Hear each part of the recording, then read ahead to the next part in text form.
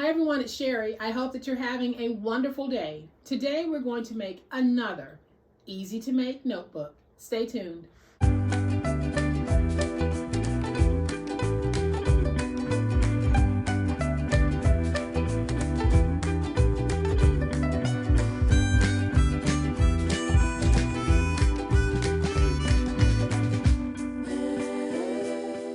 Welcome to my channel. I am so glad that you decided to stop by. And a big thank you to everyone who is supporting my channel in so many positive ways. Whether you're buying me a coffee, you are a member of my monthly members group, you're leaving positive comments, or you're watching my videos. Thank you so very much. Before we jump into today's project, you're going to notice something very different about the tutorial portion of the video.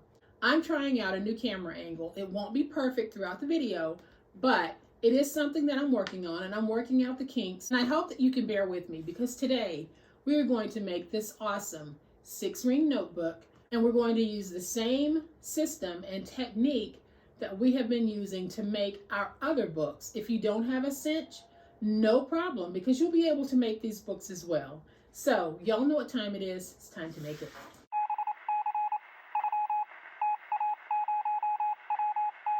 So here's a closer look at today's awesome project. And as I said, it measures 6 by 5 1/4. And on the inside, I have 30 sheets of writing paper, and I am using these little 1/2-inch rings as my binder. So if you don't have a cinch, but you do have a hole punch, this is what we're going to be using to make today's project. So here's what we're going to need.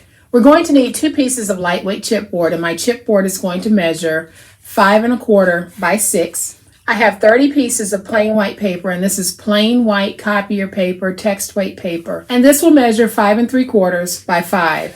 Then I have my decorative pieces that I'll be using on the outside cover, as well as the inside jacket. We have 2 inside jacket pieces that are going to measure 5 3/4 by 5. Then I have a piece that measures 12 by 6 1/2, and I'll be using that for the outside jacket. And then I'll be using these loose leaf binder rings, and they measure 1/2 inch, and you get 100 in a box. And I like these because they're smaller, and you don't have to worry about the bulk of the 1-inch ring.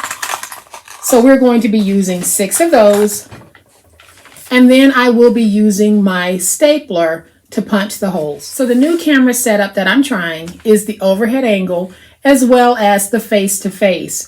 And I'm doing that because at some point I hope to be able to start doing lives and be more interactive in my lives. So the first thing that we're going to do is I am going to go ahead and remove my 12 by 6 1/2 inch piece of decorative cardstock. Now I use my Xyron to place adhesive on the back. If you have a Xyron, that is great for this. If you don't, you can just place edge-to-edge tape on your chipboard pieces. And I am using a lightweight chipboard, and this chipboard really does have the consistency of a single cereal box. So I am going to take this, and we're going to place it down like that. And I'll place the other one down. And then I'll just use my finger blade to go around and trim out.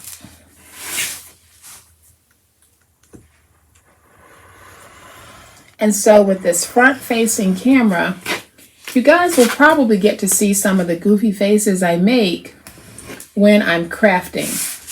So hopefully this will give you a more personal feel.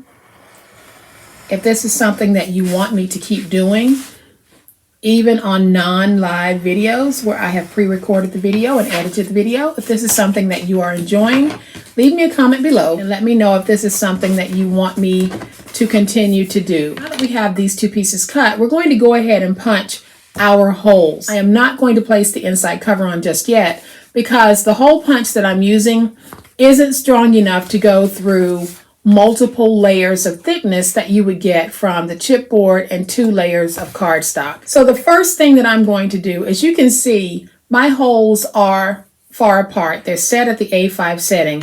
I am just going to move these 2 in because I want all 6 holes to be one after the other. And then when I put in my board, I'm going to take 1 piece, put it in, and I'll be lining everything up with this mark right here. You'll see a line, and that is where I'm going to line up. So it's going to be a little hard for me to give you a great shot of this, but hopefully you can see how I've got the edge of this lined up with that line there. And then I'll squeeze and punch. And there are my holes.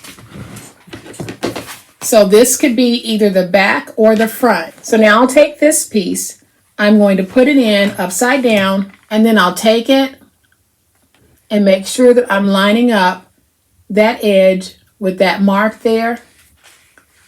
And then I'm just going to turn it towards me because I found that if I'm holding it, I'm actually getting better pressure. And now I have my 2 holes. And these should be fairly well aligned, and you can see that they are. So we have these punched. So now we need to bring in our pages, and I have already punched most of my pages so that we're not spending a whole lot of time punching pages. So I am just going to take these and I'm going to separate them into groups of 3.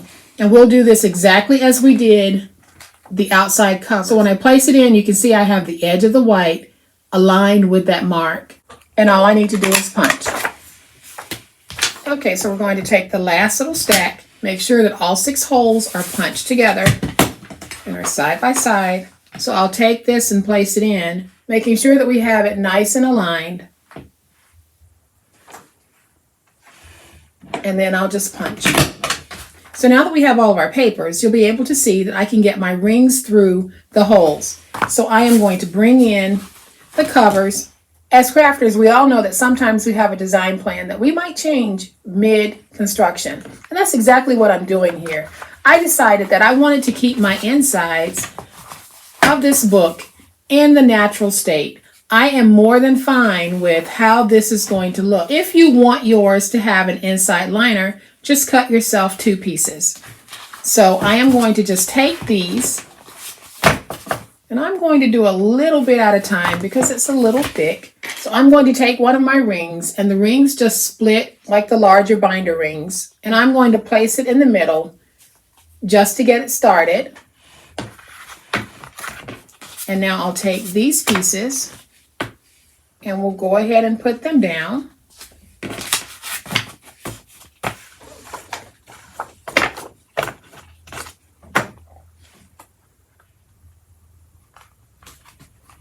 And so now I can take my top and we can go ahead and put that top on.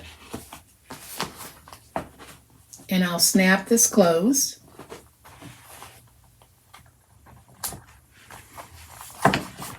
And now having that one end, I can go ahead and take my other rings and we can put them through. So this is just a very easy way to be able to make our own little journals. If you don't have access to some of the bookbinding equipment that is sold on the market, you're still able to get that look. So I have 3 more to put in.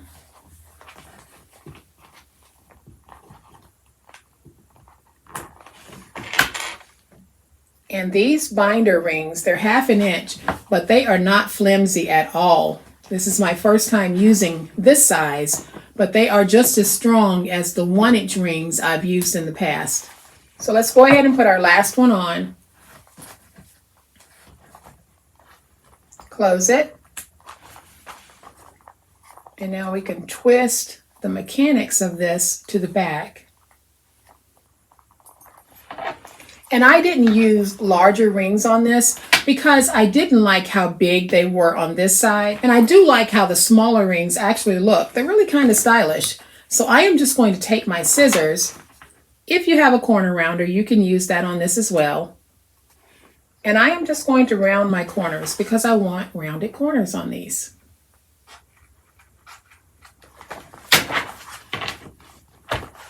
So all I've done is I took the scissors and I just basically round it as I was cutting. And so there we have it, guys. We have another beautiful, beautiful journal that when finished measures 5 1/4 by 6. We have 30 pages on the inside. You can go back and add stickers. You can decorate this. You can add pockets. It's completely up to you how you want to decorate these. I am going to bring that first one back in so that you guys can see all of this notebook loveliness. I love the bee themed paper. I love how well these are coordinated. And if you're anything like me, and I think most of you are, you're ready for spring. So I'm going to open this so that you can see the difference in the two. On this one, I placed an inside liner, but I wasn't able to place it all the way over to the edge because that hole punch will not punch through the multiple layers. But as you can see from this one, we're not losing anything by not having that liner piece on the inside. We still have a beautifully well-constructed journal. So I hope that you have enjoyed my new camera setup. I'm still working through some kinks, but we'll get there. And I hope that you have enjoyed today's awesome 5 1/4 by 6-inch notebook.